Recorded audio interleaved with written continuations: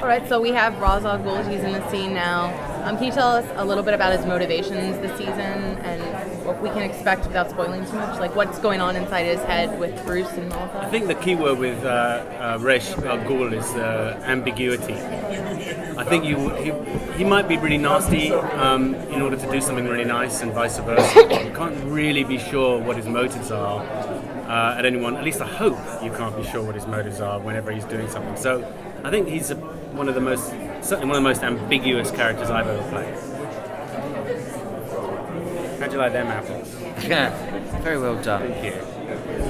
Can you tease a little bit about what we'll be seeing for the rest of the season and where we'll end with the storyline of Bruce kind of taking on the mantle a little bit more, given what we started in the season? Yeah, so much of what this season is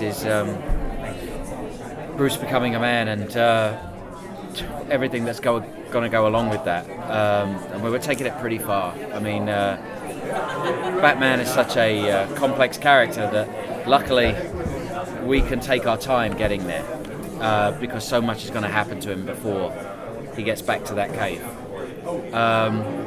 Where does the Batmobile come from? Where does that idea come from? Where does the idea of building in the cave come from? Where does the idea of what he's going to wear and how he's going to be, where does all that come from? And what's going to happen to Bruce to make him mature enough to handle it when it does come? So yes, all of that will be explored this season. The Sirens will become a powerhouse again. Corey is going to get his wits back again and become a great threat to the city. I think it's what we're building to is a massive, massive crescendo, and season 5 will be a very, very, very different Gotham. For how long will Alfred continue to kind of help out on the scene while little Batman kind of gets his footing? Things go horribly wrong between Alfred and Bruce. So there's some terrible things. It gets pretty serious. Wow. Yeah, things collide badly.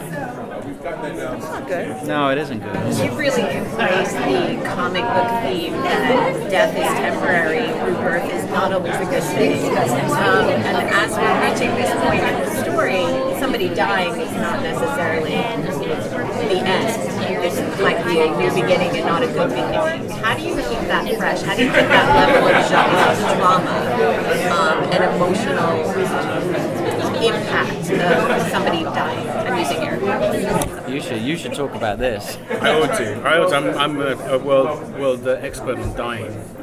I've done it many times. I think that the key, the really interesting thing coming in as an outsider on Danny's show is how phenomenally good everybody is. But I know that sounds sort of platitudinal, especially when you're sitting in front of a press corps and we're all pretty much hired to say nice things about the show and nice things about our actors. But it is. I don't think I can recall outside of a theatrical situation where I'm doing a play, rehearsing for 4 or 5 weeks, closeness on the level that I've seen among the cast here. And that's really I'm being really objective. So I think that passion and that camaraderie, the honesty of communication between these guys sitting around all these tables. I'm kind of excluded because I'm brand new to the scenes, but translates right onto the screen. So you're really seeing people enjoy themselves. And there's nothing worse than seeing people in a great show not enjoying themselves, because it just destroys the show. Yeah, we've all seen that too. It happens a lot, and this one, that's not happening.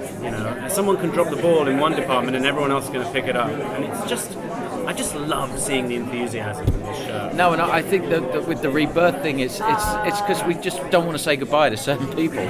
I mean, on any other show, you'd be so happy to go, and you're dead. See ya.